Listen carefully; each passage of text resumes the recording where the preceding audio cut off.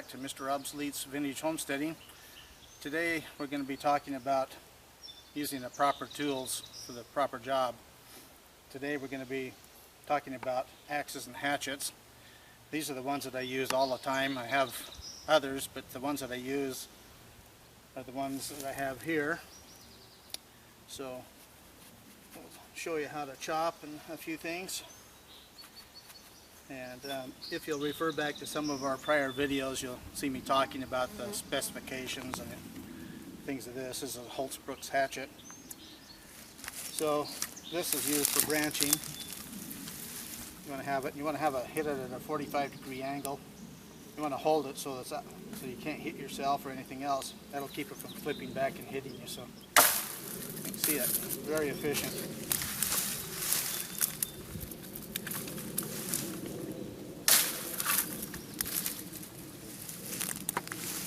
Bigger one. This will take some more chops here.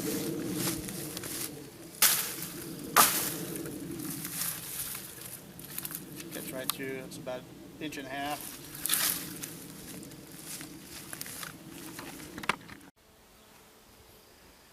Okay, we're at another part of the tree here. We got some bigger branches. A hatchet really isn't necessary. It's just handy. If you don't have one, this is what I'd recommend, a small forest axe. I've talked about this in other videos. It's a Evansville. This is really one of my favorite axes, but here we have about a 2.5-inch branch and stuff, and so we'll just give it a couple of quick chops here. Like that, and you can see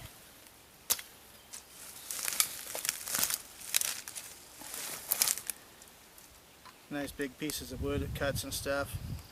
You can buy cheap axes, but I don't recommend them. They don't really work good. They look the same, but they don't do the job. And so either spend a lot of money and buy a new Husqvarna or something like that for the $60 to $200, or like me, buy vintage ones. This one I paid like $20 for it. Really good stuff. We'll see you at the wood processing next. Okay, we're over at the processing area. Talk about the axes. This is my Collins. This is a cruiser's axe that they used in the woods. It's very thin through here. There's two theories on splitting wood. I use this for splitting wood because it seems to work better than anything else. But a true splitting axe, like this one, has a lot wider pole on it and stuff, and it splits. And then the taper is totally different too. It's a lot wider, quicker.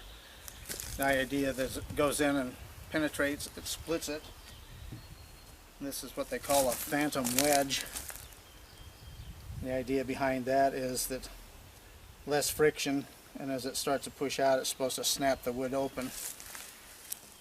That was used on several different manufacturers. This is a Montgomery Ward's, but it's probably made by Collins or Kelly True Temper. The idea on this, and my theory, is that with this thin center section here, is a light axe like this doesn't penetrate as much, but it splits. And I think that these cut in a lot deeper before they split, and that's why I prefer these. So this piece of wood here is about 6 inches. That was a tree that we took down because the top here had been damaged by storms. The first storm was a windstorm. It took out the top, most of the branches out of it. Then you had a windstorm combined with freezing rain, which took the rest of them off. So there was no foliage on the top of the tree, and it was dying. And the winds came back again and were really severe. The tree actually split. This is what's called a barber chair. When you're cutting wood, this can be very dangerous. If this happens, a tree can kick back on you and fall on you instead of falling where you want it. I cut it down using my big plum falling axe that I showed in a previous video. And the tree was 84 foot tall, but it's not very big in diameter. So anyway, here's, just do a quick split. Very easy. I could use a lot less force cutting that.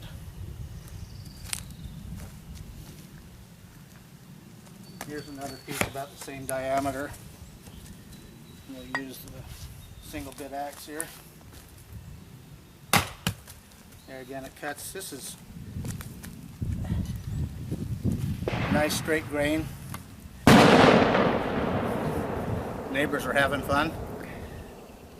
I use this on straight grain. If you have knots and stuff, it just doesn't have the weight and stuff to go through it, but for anything else it works really good. Another common problem we're having here is the start of root rot. A lot of the trees that are damaged around here, this stuff gets rotten in the middle and disintegrates.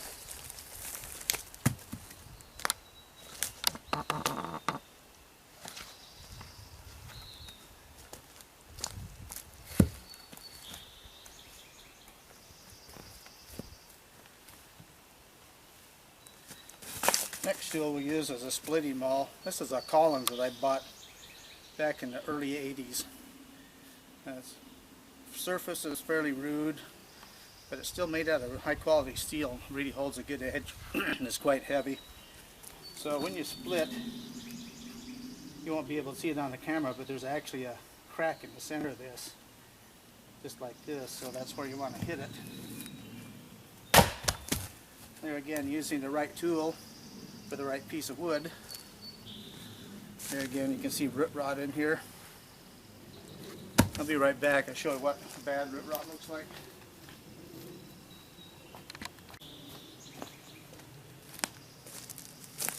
This is out of the same area, same type of trees and stuff, but you can see it gets rotten in the middle and it's soft, breaks out easily, and trees fall down. And the problem with root rot is it spreads to other trees and takes them all out over time. So there we go. Use the proper tool for the job you're doing. And remember, if it's not vintage, it's probably no good.